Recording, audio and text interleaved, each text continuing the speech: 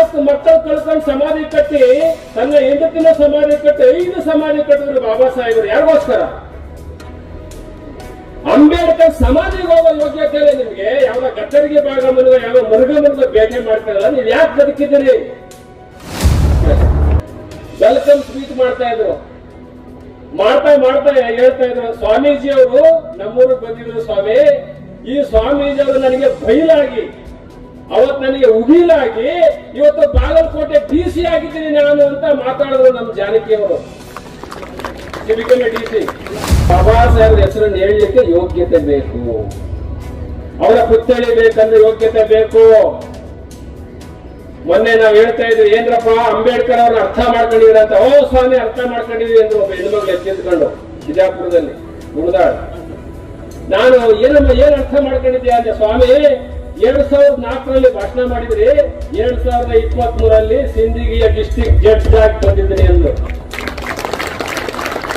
ಬಾಬಾ ಸಾಹೇಬ್ರ ಹೆಸರನ್ನು ಹೇಳಲಿಕ್ಕೆ ಯೋಗ್ಯತೆ ಬೇಕು. ಅವರ ಪುತ್ಥಳಿ ಬೇಕಂದ್ರೆ ಯೋಗ್ಯತೆ ಬೇಕು. ಮೊನ್ನೆ ನಾವು ಹೇಳ್ತಾ ಇದ್ವಿ, ಏನ್ರಪ್ಪ ಅಂಬೇಡ್ಕರ್ ಅವ್ರನ್ನ ಅರ್ಥ ಮಾಡ್ಕೊಂಡಿದ್ರ ಅಂತ. ಓ ಸ್ವಾಮಿ, ಅರ್ಥ ಮಾಡ್ಕೊಂಡಿದ್ವಿ ಅಂದ್ರು ಒಬ್ಬ ಹೆಣ್ಮಗಳು ಎತ್ತಿದ್ಕೊಂಡು ಬಿಜಾಪುರದಲ್ಲಿ ಗುಣದಾಳ್.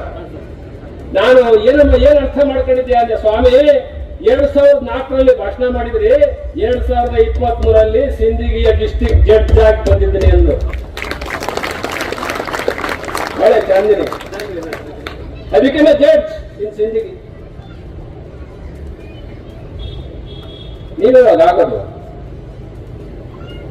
ಯಾವಾಗ ಆಗ್ಬೇಕು? ನಿಮ್ಮ ಮನೆ ಮುಂದೆ ಕೆಂಪು ಲೈಟಿನ ಕಾರ್ ಬರ್ಬೇಕು, ಆಗ ಅಂಬೇಡ್ಕರ್ ಜೀವಂತ ಇರ್ತಾರೆ. ಅಲ್ಲಿ ಜೀವಂತ ಇರ್ತಾರೆ. ಆಗ ಆನಂದ ಸಿದ್ದರಾಮೇಗೌಡ ಏನ್ ಮಾಡ್ತಾರೆ? ಬೆಳ್ಳಿಯ ಪಲ್ಲಕ್ಕಿಯಲ್ಲಿ ನಿಮಗೆ ಮೆರವಣಿಗೆ ಮಾಡ್ತಾರೆ. ಅವರು ಬಾಗಲಕೋಟೆ DC ಆಗಿ ಬಂದ್ರೆ ಏನ್ ಮಾಡ್ತೀವಿ? ಬೆಳ್ಳಿಯ ಪಲ್ಲಕ್ಕಿಯಲ್ಲಿ ಮೆರವಣಿಗೆ ಮಾಡ್ತೀವಿ ನಿಮ್ಮನ್ನ. ಆಗ ಅಂಬೇಡ್ಕರ್ ಜೀವಂತ ಇರ್ತಾರೆ. ನಾವು ಬಾಗಲಕೋಟೆ ಕಾರ್ಯಕ್ರಮ ಸಿದ್ದರಾಮಯ್ಯ ನಾವೆಲ್ಲ ಬಂದಿದ್ವಿ. ಕುಡಲ ಸಂಘದ ದೊಡ್ಡ ಕಾರ್ಯಕ್ರಮ. ವೆಲ್ಕಮ್ ಸ್ಪೀಚ್ ಮಾಡೋರು ಯಾರು? ನಾನು ಅಲ್ಲೇ ಕೂತಿದ್ದೆ ವೇದಿಕೆ ಮೇಲೆ. ವೆಲ್ಕಮ್ ಸ್ಪೀಚ್ ಮಾಡ್ತಾ ಇದ್ರು. ಮಾಡ್ತಾ ಹೇಳ್ತಾ ಇದ್ರು, ಸ್ವಾಮೀಜಿ ಅವರು ನಮ್ಮೂರಿಗೆ ಬಂದಿದ್ರು ಸ್ವಾಮಿ. ಈ ಸ್ವಾಮೀಜಿ ಅವರು ನನಗೆ ಬೈಲಾಗಿ, ಅವತ್ತು ನನಗೆ ಉಗಿಲಾಗಿ, ಇವತ್ತು ಬಾಗಲಕೋಟೆ DC ಆಗಿದ್ದೀನಿ ನಾನು ಅಂತ ಮಾತಾಡಿದ್ರು ನಮ್ಮ ಜಾನಕಿಯವರು.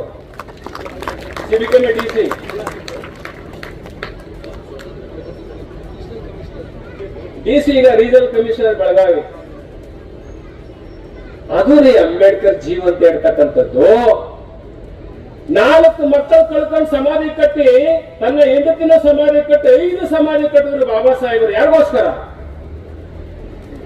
ಅಂಬೇಡ್ಕರ್ ಸಮಾಧಿಗೆ ಹೋಗೋ ಯೋಗ್ಯತೆ ಇಲ್ಲ ನಿಮ್ಗೆ. ಯಾವ ಗದ್ದರಿಗೆ ಭಾಗ ಮನಗ ಯಾವ ಮರುಗ ಭೇಟಿ ಮಾಡ್ತಾರಲ್ಲ, ನೀವು ಯಾಕೆ ಬದುಕಿದ್ದೀರಿ? ಸಾಹೇಬರು 5 ಸಮಾಧಿ ಕಟ್ಟರೆ ನಮಗೋಸ್ಕರವಾಗಿ ಅಂತ ಅಂಬೇಡ್ಕರ್ ಸಮಾಧಿಗೆ ಹೋಗಿ ನೀವು ನಮಸ್ಕಾರ ಮಾಡ್ಬೇಕು. ಇಲ್ಲ ಯಾವ್ದೋ ಸುಡುಗಾಡು ದೇವರುಗಳಿಗೆ ಹೋಗ್ಬಿಟ್ಟು ತಲೆ ಬಿದ್ದು ನಮಸ್ಕಾರ ಮಾಡ್ತಿರಲ್ಲ. ನಿಮ್ಗೆ ಏನ್ ಬಂದದೆ?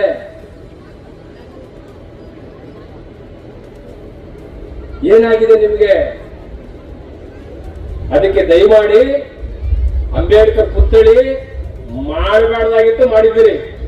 ನಮ್ಮ ಹಿಂದೆ ಇದ್ದಂತ ನಮ್ಮ ಸಿದ್ದರಾಮೇಗೌಡರು ಬಹಳ ದೊಡ್ಡ ಒಳ್ಳೆ ಸಜ್ಜನಿಕ ರಾಜಕಾರಣಿ, ಬಹಳ ಸಮಾನತಾವಾದಿ. ಪಾಪ ಅವ್ರ ತಂದೆ ಅವರು ಅಡಿಗಲ್ಲಾಕಿ ಈಗ ಅವರ ಮಗ ಅಧ್ಯಕ್ಷತೆ ವಹಿಸಿ ಪುತ್ಥಳಿ ಅನಾವರಣ ಆಗಿದೆ. ಅಂದ್ರೆ ಎಷ್ಟೇ ಇಸ್ವಿದು? ಇನ್ನು 5 ವರ್ಷ ಬಿಟ್ಕೊಂಡು ಬರ್ತೀನಿ ನಾನು ಇವ್ರಿಗೆ. ಕೈ ಎತ್ತಬೇಕು ಸ್ವಾಮೀಜಿ. ಅವತ್ತು ನೀವು ಹೇಳೋಗಿದ್ದೀವಿ ನೋಡಿ, ಇವತ್ತು ತಹಸೀಲ್ದಾರ್ ಆಗಿದ್ದೀವಿ, ನಾವು DC ಆಗಿದ್ದೀವಿ, ಜಡ್ಜ್ ಆಗಿದ್ದೀವಿ ಅಂತ ನೀವು ಕೈ ಎತ್ತಬೇಕು. ಆಗ ಮಾತ್ರ ಅಂಬೇಡ್ಕರ್ ಜೀವಂತ ಇರ್ತಾರೆ. ಅಂಬೇಡ್ಕರ್ ಜೀವಂತ ಇರೋದು ಅಲ್ಲಿ. ಹಾಗಾಗಿ ನೀವು ಬಾಬಾ ಸಾಹೇಬನ್ನ ಅರ್ಥ ಮಾಡ್ಕೋಬೇಕು ಅಂದ್ರೆ ಬಾಬಾ ಸಾಹೇಬನ್ನ ಓದಬೇಕು. 1907ನೇ ಇಸ್ವಿನಲ್ಲಿ ಅಂಬೇಡ್ಕರ್ ಅವರು ಮೆಟ್ರಿಕ್ಯುಲೇಷನ್ ಪಾಸ್ ಮಾಡಿದಾಗ ಅವ್ರ ಗುರುಗಳು ಒಂದು ಪುಸ್ತಕ ಕೊಡ್ತಾರೆ. ಯಾವ ಪುಸ್ತಕ ಅದು? ಯಾವ ಪುಸ್ತಕ? ಓದಿರ್ತಾನೆ ಗೊತ್ತಾಗದು. ತಥಾಗತ ಗೌತಮ ಬುದ್ಧರ ಪುಸ್ತಕವನ್ನು ಓದಿ ಇವತ್ತು ಇಡೀ ದೇಶ, ಯಾರೇ ಪ್ರೈಮ್ ಮಿನಿಸ್ಟರ್ ನರೇಂದ್ರ ಮೋದಿಜಿ ಹಿಡಿದು ಯಾರೇ ವಿದೇಶಕ್ಕೆ ಹೋದ್ರೆ I came from land of Rama ಅಂತ ಹೇಳಕ್ಕಾಗಲ್ಲ sir. I came from land of Rama ಅಂತ ಹೇಳಿ ಎಲ್ಲರೂ ಹೇಳಿದಾರೆ. ಯಾರು ಏನಂತ ಹೇಳಿದವರು? I came from land of Buddha, ಬುದ್ಧನ ನಾಡಿಂದ ಬಂದಿದ್ದೀನಿ ನಾನು, ನಮ್ಗೆ ಬುದ್ಧ ಬೇಕು, ಯುದ್ಧ ಬೇಡ ಅಂದವ್ರು ಯಾರು? ಯಾರು ಯಾರು ಪತ್ರಕರ್ತರಲ್ಲಿ ಎಲ್ಲಿದ್ದಾರೆ? ನಮ್ಗೆ ಬುದ್ಧ ಬೇಕು, ಯುದ್ಧ ಬೇಡ ಅಂದವ್ರು ಯಾರು? ಸನ್ಮಾನ್ಯ ದೇಶದ ಪ್ರಧಾನಿಗಳು. ಎಸ್, ಬುದ್ಧ ಪ್ರಜ್ಞೆ, ಮೈತ್ರಿ, ಕರುಣೆಯ ಸಂದೇಶ ಅವರು. ಅಂತ ಬುದ್ಧರ ಶಾಂತಿಯ ಮಂತ್ರ, ಬುದ್ಧರ ಶಾಂತಿಯ ದೀಪ, ಬಸವಣ್ಣನ ಕ್ರಾಂತಿಯ ದೀಪ, ಅಂಬೇಡ್ಕರ್ ಅವರ ಜ್ಞಾನದ ದೀಪ, ಈ ಮೂರು ದೀಪಗಳು ಈ ಗ್ರಾಮದಲ್ಲಿ ಯಾವತ್ತೂ ಆರಬಾರದು, ಶಾಶ್ವತವಾಗಿರ್ಬೇಕು. ಬುದ್ಧರ ಶಾಂತಿಯ ದೀಪ, ಬಸವಣ್ಣನ ಕ್ರಾಂತಿಯ ದೀಪ. ಬಸವಣ್ಣನ ಕ್ರಾಂತಿ ಹೆಂಗಿತ್ತು ಅಂದ್ರೆ ಏನ್ ಹೇಳ್ತಾರೆ ಬಸವಣ್ಣ? ಅಯ್ಯ ಶೆಟ್ಟಿ ಎಂಬನೆ ಸಿರಿಯಾಳನ, ಕುಂಬಾರನೆಂಬನೆ ಗುಂಡೆಯರ, ಮಾದಾರ ಚೆನ್ನೈನ ಮನೆಯ ದಾಸಿಯ ಮಗಳು, ಡೋಹಾರ ಕಕ್ಕೈನ ಮನೆಯ ದಾಸಿಯ ಮಗ, ಬೆರಡಿ ಆಯನು ಹೋಗಿ ಸಂಗಮ ಮಾಡಿ ಹುಟ್ಟಿದಾತ ನಾನು, ಕೂಡಲ ಸಂಗನ ಸಾಕ್ಷಿಯಾಗಿ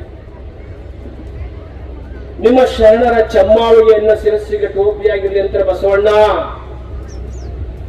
8 ವರ್ಷದ ಬಸವಣ್ಣ ಅವ್ರ ತಾಯಿ ಮಾದರಾಂಬಿಕೆ ಹೂ ತಂದು ಕೊಟ್ರೆ ನೀರ್ ಹಾಕ್ತಿರ್ತಾಳೆ, ಹಣ್ಣು ತಂದು ಕೊಟ್ರೆ ನೀರ್ ಹಾಕ್ತಿರ್ತಾಳೆ, ಕಟ್ಟಿಗೆ ತಂದು ಕೊಟ್ರೆ ನೀರ್ ಹಾಕ್ತಿರ್ತಾಳೆ. ಬಸವಣ್ಣ ಕೇಳ್ತಾನೆ, ಏನಮ್ಮ ಅನ್ಯಾಯ?